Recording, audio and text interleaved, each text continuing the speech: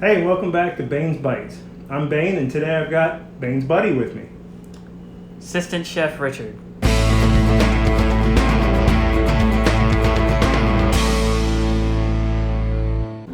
There you go.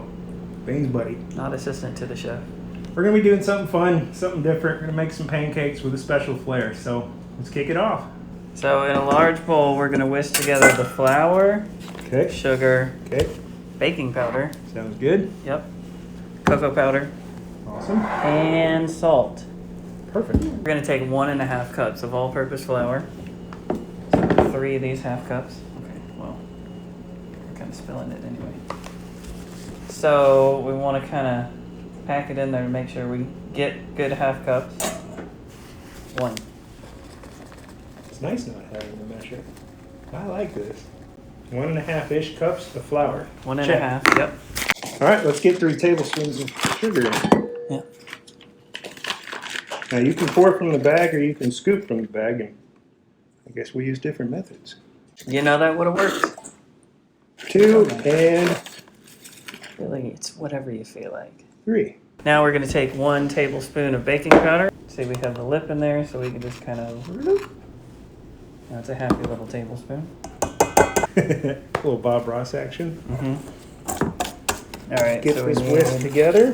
now we're going to take 2 teaspoons of our unsweetened cocoa powder. 2 teaspoons of cocoa powder. And you're saying, I thought you were making pancakes. To that I say, we are making pancakes with 2 teaspoons cocoa powder. Pancakes taste better with cocoa powder. You'll see here in a bit. We've got a surprise coming up. Last thing is some salt. We need 3/4 of a teaspoon, which in our tablespoon teaspoon conversion is, I don't care. So Breaking it down, if we take a 1/3 cup we'll measure, take 1 we take 2 teaspoon. tablespoons out of our 1/3 cup. Pancakes taste good with salt, so Everything tastes good with salt. we're just And gonna. if a 1/4 teaspoon makes or breaks a dish, something's wrong. Something's very, very We're wrong. making it a little extra good. There we go. Tiny bit extra salt. So that concludes the dry ingredients section. Got everything whisked together. Mm-hmm. See if we can't clean up just a little bit and Yeah. move on to the wet ingredients. Yep.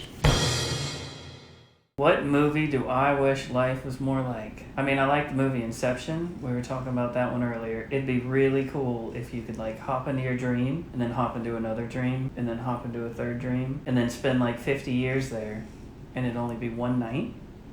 That would be like the coolest thing. Except for the part where you get stuck in a dream and go insane. Okay, next. What is the most useless thing I know how to do? I could say solve a Rubik's Cube. Everyone can do it.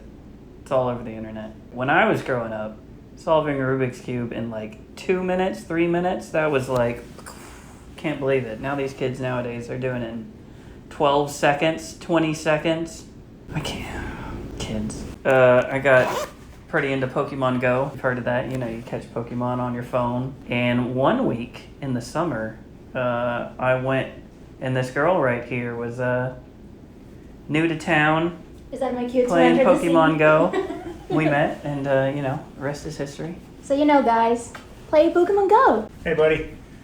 He's back. So I was cooking, and I got nowhere. That's so here all we right. are. Yeah. Well, let's get somewhere now. So we need to make the wet ingredients, but there's going to be a lot of wet, so we may need to transfer the dry ingredients. I think it's dry into wet, right? To avoid clumps and make sure that we get everything mixed together, you always want to add your wet ingredients into your dry ingredients. So let's get them mixed up and measured. So I think we need 1.5 cups of milk, bud. So I guess we should probably mention you and I have been best friends for, Too long. I was going to say, don't say the number out loud, but long enough, and can't wait to have you be my best man at the wedding coming up. Yeah. All right. We need 2 egg yolks. You ever separated an egg yolk from an egg white? No. You want to? I can try. There's a couple ways to do it. You can crack them and use the shells to separate them, pour them back and forth, but I've found the easiest way to do it is crack the egg right into your hand. Gross. And just kind of work it, and that egg white will separate. We want to keep that in, and we're just going to take the egg yolk, plop it into the milk. You want to try the other one? Yeah, I'll rinse my hand off. We'll give it a go. So cracking an egg on a flat surface is going to help prevent the shell breaking off and going into whatever you're cracking an egg into. And that's perfect. The yolk broke, so go ahead and drop in what you got. It happens. If you crack an egg on the side of a rim or a bowl, it peels the eggshell in, and sometimes you get stuck with eggshell, little pieces of that in whatever you're trying to put your egg in. All right, now we're gonna get our handy dandy measuring again. So we need 3 tablespoons of vegetable oil, 2 tablespoons of red food coloring. Go ahead and get this guy open. And a 1/3 tablespoon of vegetable oil. And I will let Sir Richard pour the food coloring. Might have to let Chef Bane open this one. There we go. Stain your skin. All right, so we need 2 tablespoons of red food coloring. Wow, that's a lot. That's one. Basically, one of these containers of red food coloring. Okay, so that's our wet ingredients. We'll get them whisked up. Make sure we break those yolks. Be real careful whisking with all this. Got our wet ingredients, and go ahead and add them into the dry. Looks good. Yep, wet into dry prevents that clumping. Mix them up just until they're incorporated. Don't over mix them. You're still gonna have some lumps by the time we get these mixed up, and that's okay. If you remember, we had those eggs we separated, so we definitely kept the egg whites. We put the egg yolks in the wet mixture, but we kept the egg whites, and we're definitely not getting new eggs because we threw those out. So we take 2 egg whites. We have to beat them until they're stiff, which we'll see y'all in about 25 minutes. I'll show you. I'll show you. That's why we have this, though. I've actually had to do it by hand in school. They made us Yeah. whip egg whites to stiff peaks with hand whisk. 25 minutes later.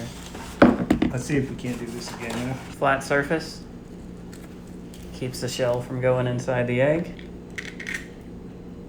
And I guess we're just tossing out the yolk this time. Chef Richard here to help.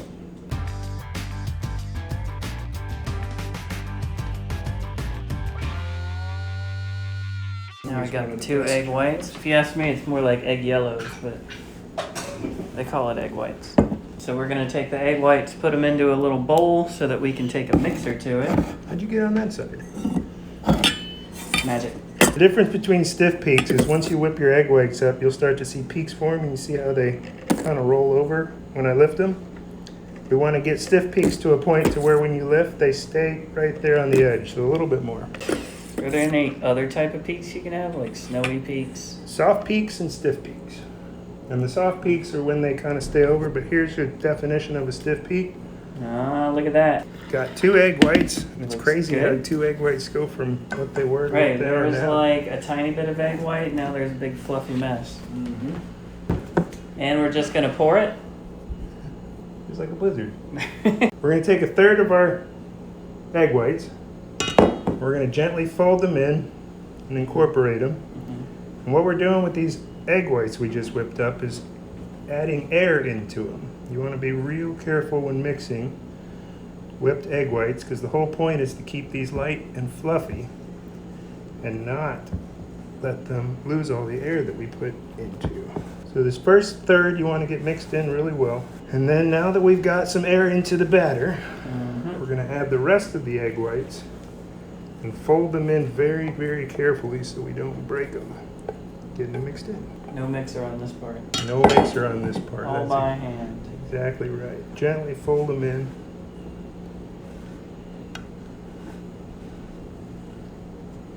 Just takes a little while. All right, we've got them mixed in pretty well. You can see they're still pretty aerated and fluffy. I think it might be time to make some mimosas too. Yep. I think we're gonna get our mimosas out. It's mimosa time. So we got our pancake batter ready to go. While we were away, we had a little bit of fun and made some mimosas. Yep. What's better than red velvet pancakes and mimosas, right? Delicious. If you want to see how we made these and experience another channel that's a lot of fun, his girlfriend, you'll see the link down below. Yep. Check the description. So should we make some glaze for the pancakes? We should make some glaze for the pancakes. What do you usually put on your pancakes? So I'm just kind of a syrup guy. I really like maple syrup. If you can find some like real maple syrup, it is delicious. What Me about too. you, Chef Bane? Oh, it's always maple syrup. Yeah, Except maple syrup. with red velvet pancakes. Yeah. We're gonna do something a little different. Make it special glaze. And take half a block of cream cheese. 4 ounces. We need 3/4 of a cup of powdered sugar. Just gonna scoop right in here. 3 of these. We'll try and make it level. They don't have to be perfect because once we get everything mixed up, we're gonna use milk to get it to the consistency we want. Yeah. So more or less 1, 2, Give it a healthy one. and a healthy 3. Perfect. 3/4 of a cup. Half a teaspoon of vanilla extract. All right. Got our mixer plugged in. Ready to go. All right. You want to start mixing that up? Be careful when you start. That powdered sugar can explode all over the place. So should I start in or out? Stick it in. Stick it in. Put it on low. Put it on very low. Pray. Hold the bowl tight.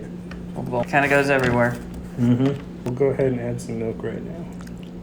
Just a little bit at a time.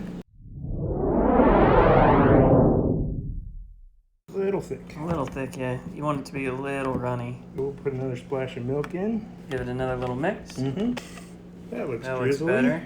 I'll take it. We got a little powdered sugar everywhere. Only one way to learn. Yep. I've done it before. Clean it up. And we're back.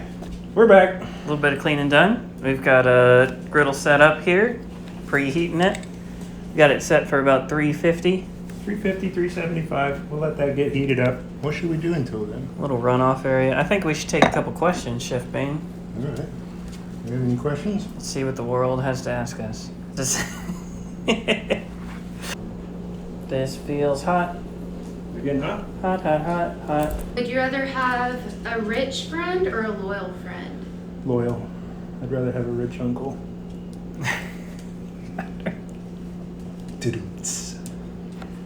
Or aunt. Either one. Chinese or Japanese food?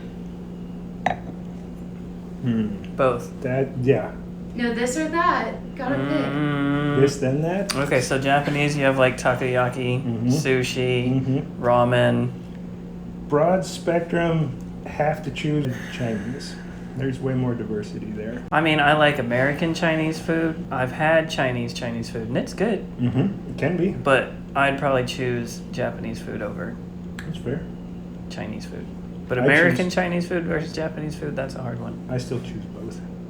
Give me some General Tso's, beef with broccoli. Mongolian beef, orange chicken, sesame chicken, pulled pork. Let us know if you want us to try some Asian and Chinese food. All right, last question. Ninjas or pirates? Ninjas. Ninjas for me all day. You couldn't see them coming. Is it, who would you fight, ninjas or pirates? Or whose side are you on, ninjas or pirates? I just don't want to spend months at a time on a boat in the middle of the ocean. I think pirates might talk cooler. They do. Arr. They do wear that eye patch though to like keep their night vision going. It's sneaky. All right, so we got the griddle nice and hot. Time to start getting the pancakes going. You know a good way to check? I was gonna say put your hand on it, but this seems safer. If the bubbles dance around and sizzle, you're doing good. If they disappear instantly, you're a little too hot. So we'll drop it down just a couple degrees. We'll grab a plate and we'll start making some red velvet pancakes. Yep. So So we'll put a spray down. Turn that down just a little bit more. And a great tip when making pancakes to portion them is just use a ladle.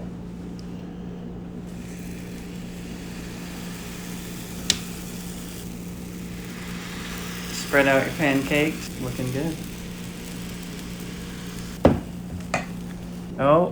Maybe. Maybe. Oh, they just wanted to say hi. So about how long do we cook it on each side, Chef Bain?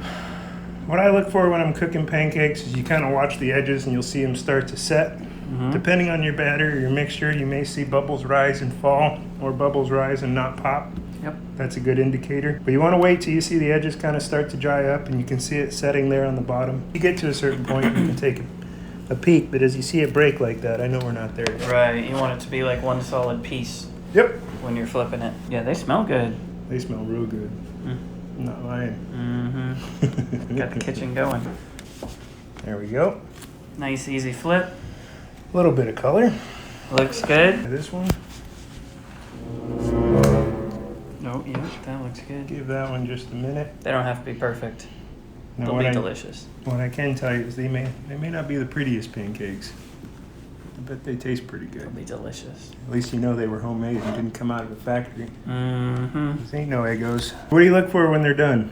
We're looking for them to dry up. You don't want any, wet batter anymore. You want to see good bubblage on both sides. Mm-hmm. Ideally, you want to see some color. A Mhm. little harder to see with the red velvet cakes, but you just want it to look like they're still a little soft, but, not runny, not wet.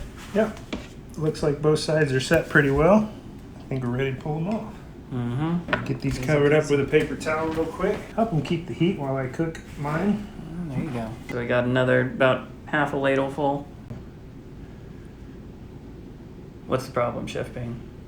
Oh, I think we need to fix that. I think we need to do another quick mimosa video. So here we go. Mimosas, part 2. Ready? Step 1. Step 1, champagne. Choice is really yours. Step 3, enjoy. Nothing makes me happier than a cold biscuit in a warm oven like some fresh pancakes. Or Yep. biscuits and gravy. Coming soon? I don't know. Take the pancakes off the griddle. Mm-hmm. All right, you want to glaze them up and give them a try? Yeah, it sounds good to me. So we got our pancakes out, cooled down for a minute. Now we're putting the glaze on it. Mm-mm. Dig in. Take a fork, let's try it out. Cut it like a pizza. Mm. Mm-hmm. Yeah, those are good. That's something to try. Something different, something unique. Doesn't hurt to have a mimosa and a good friend here with you. Mm-hmm. Thanks for checking in and watching the video.